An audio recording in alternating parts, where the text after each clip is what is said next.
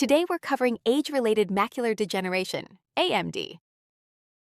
This is the leading cause of irreversible blindness worldwide, and because it primarily hits patients over 60, you are going to encounter this constantly in any clinical setting that serves an older adult population. We'll cover what it is, the two types, how it progresses, what we can do about it, and your nursing role in monitoring and patient education. Let's go. Let's frame the scope of this disease. AMD targets the macula, the central retina responsible for fine detail vision. The anatomical target is right in the center of the visual field, and the patient experience is exactly what you see on this slide, that central blurring or distortion, while the peripheral vision stays intact. A patient with AMD can still walk around their house because their peripheral vision guides them, but they cannot read a newspaper, recognize a face, or see the television clearly. Central vision is what we use for everything that requires detail. That's what AMD destroys. And the clinical reality? While total blindness is uncommon, the degree of functional impairment from losing central vision is severe. These patients lose independence. They stop driving, stop reading, stop recognizing their grandchildren's faces. This is not a minor quality of life issue. The defining pathological feature of AMD is Drusen.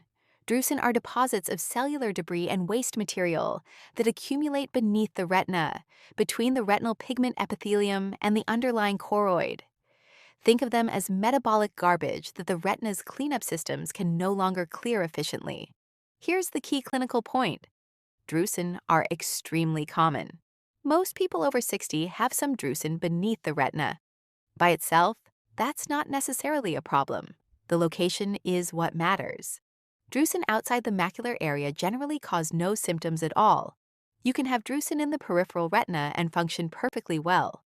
But drusen accumulating specifically in the macular area, that's what drives functional visual impairment. As they accumulate, they disrupt the retinal pigment epithelium, impair photoreceptor function, and set the stage for the progressive retinal breakdown that defines AMD. AMD comes in two forms, and they are clinically very different. Dry AMD, also called non-neovascular or non-exudative, is by far the most common, accounting for 85 to 90% of all AMD cases. It's characterized by slow progressive breakdown of the outer retinal layers with drusen accumulation, no abnormal blood vessels, no leaking fluid, just slow structural deterioration. Wet AMD, neovascular or exudative, is less common but significantly more severe. The defining feature is abnormal blood vessel growth, and it can cause much more rapid and dramatic vision loss. Abrupt onset is possible with wet AMD, which is why patient education about warning signs is so critical. Know these two forms, know which is more common, know which is more dangerous. That's your foundation for everything else on this topic. Dry AMD progresses slowly through gradual breakdown of the outer retinal layers, with progressive drusen formation as the hallmark finding. The location of the drusen relative to the macula is everything. Drusen outside the macula, generally no symptoms. The patient may have drusen visible on fundoscopy and have no complaints whatsoever. Drusen within the macula, gradual blurring that patients typically first notice while reading. Reading requires fine central vision, so macular dysfunction shows up there first. The progression is slower than wet AMD, but don't let your patients or yourself be complacent about it. Dry AMD can still cause significant vision loss over time. And critically, dry AMD can convert to wet AMD. A patient who has been stable with dry AMD can develop choroidal neovascularization and suddenly have a much more aggressive disease course. That's why monitoring doesn't stop just because someone has only the dry type. Wet AMD is driven by choroidal neovascularization, abnormal blood vessels that grow up from the choroid layer beneath the retina into the subretinal space. These vessels are fragile and poorly formed. They leak fluid and blood. That leakage elevates the retina, physically lifting it, and that elevation distorts the optical surface. The result for the patient, straight lines appear crooked or wavy, letters appear broken or missing. This is the classic wet AMD presentation. The step-by-step pathology on this slide tells the story clearly. Neovascularization, leakage, elevation, distortion. The key symptom that distinguishes wet from dry AMD is that distortion, metamorphopsia. If a patient with known AMD calls and says their straight lines are now looking wavy, that is a wet AMD conversion until proven otherwise. They need to be seen urgently. Some cases do respond to laser therapy to stop the leakage, but the mainstay of modern treatment is anti-VEGF therapy, which we'll cover in the next slide. This slide puts you in the patient's shoes, and I want you to spend a moment with it because it's the most powerful teaching tool for patient education. Normal vision, straight lines, clear text, dry AMD experience, gradual central blurring, most noticeable during reading. The periphery is intact, but the center is hazy and indistinct. Wet, AMD experience. Straight lines appear crooked, letters appear broken and distorted. The visual distortion with wet AMD is qualitatively different from dry AMD. It's not just blurry, it's warped. When you're educating an AMD patient, this is how you explain the difference. And when you're doing your nursing assessment, this is what you're asking about. Has anything changed in how straight lines look to you? Do lines look wavy or curved? Are letters breaking apart? Those are your wet AMD conversion screening questions. Get comfortable asking them because catching conversion early is what gives the patient the best chance of preserving vision with treatment.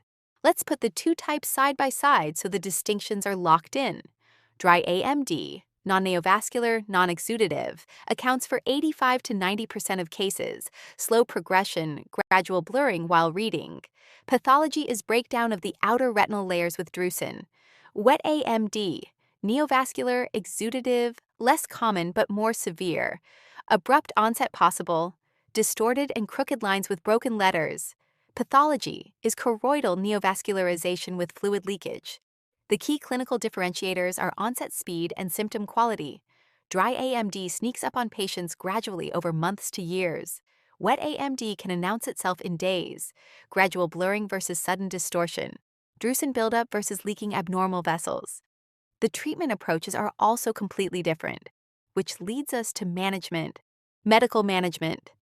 For dry AMD, there is no known effective treatment or cure for advanced disease. None. The research is ongoing, but right now for advanced dry AMD, we do not have a pharmacological intervention that reverses or stops it. Management is monitoring, lifestyle modification, and low vision rehabilitation.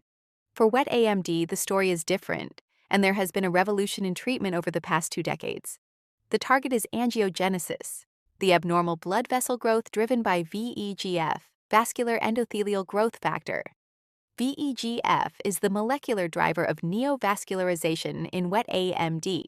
Anti-VEGF agents, ranibizumab and brolucizumab are the examples in your outline, are delivered by intravitreal injection directly into the vitreous of the eye. The goal is not to cure AMD, it is to slow progression, stop leakage, and preserve whatever vision the patient has. These injections are given repeatedly, often monthly or every few months for years. Patients need to understand this is long-term management, not a one-time fix. Some cases of wet AMD also respond to laser therapy to seal leaking vessels, but anti-VEGF is the primary approach. Your primary nursing tool for AMD monitoring is the Amsler grid, and teaching patients to use it correctly at home is one of the most impactful things you can do for this population. The protocol is straightforward. Use it several times per week. Not once a month, not when you think about it. Several times per week. Test one eye at a time, covering the other eye completely. Wear corrective glasses if normally needed for reading distance. Hold the grid at normal reading distance. Focus on the center dot and assess the entire grid while keeping your gaze fixed on that center dot. What are you looking for? Wavy or distorted lines. Lines that should be straight but look curved or bent, faded or missing spots. Areas of the grid that are blurry, gray, or absent. If either of those changes occurs, the patient reports to their ophthalmologist immediately. Not next week, not at their next scheduled appointment. Immediately. Digital Amsler grids are now available and can provide earlier detection of subtle changes. The Amsler grid is cheap, simple, and can catch a dry to wet conversion before it causes irreversible damage. Teach every AMD patient how to use it and make sure they actually do. Now we will look at eye injury prevention across different environments. This is general ocular safety education that applies to all your patients with compromised vision, including AMD patients who are already working with reduced central acuity and cannot afford to lose more vision to a preventable injury. Walk through this by environment. At home, shield eyes from grease splatter when cooking. Use chemical safety with cleaning products. Use proper goggles for sun lamps. In the workshop, safety glasses anytime there are debris, sparks, or chemicals. With children, teach safe handling of sharp objects, avoid projectile toys, supervise any risky play. In the garden, be aware of mower debris. Watch for low branches at eye level. Direct pesticide sprays away from the face. In the car or garage, safety goggles for battery work or metal work. Use a flashlight instead of an open flame under the hood. Zone 4 on this map is the car. Same principles apply. The point is that eye injury prevention is context-specific, and your patient education needs to address the actual environments where your patients live and work. 3 high-risk categories that warrant specific counseling: sports and recreation, mandate helmets, and certified eye protection for any high-risk physical activity. Your AMD patient who still plays pickleball or rides a bike needs to hear this explicitly. A sports-related eye injury on top of existing macular degeneration can be devastating. Fireworks. This is a common cause of serious ocular injury, and the message is clear. Avoid handling explosives entirely. Wear protective eyewear if present at a fireworks event, and absolutely prohibit children from igniting fireworks. This is non-negotiable patient education, especially around holidays. Children and play. Safe handling of sharp objects. Avoid projectile toys such as BB guns and slingshots. Closely supervise children during risky play activities. And the bottom line for all of your AMD patients: the vision they have right now is precious. Dry AMD has no cure. Wet AMD can be slowed, but not reversed. Any additional vision loss from a preventable injury is a tragedy that your education can prevent.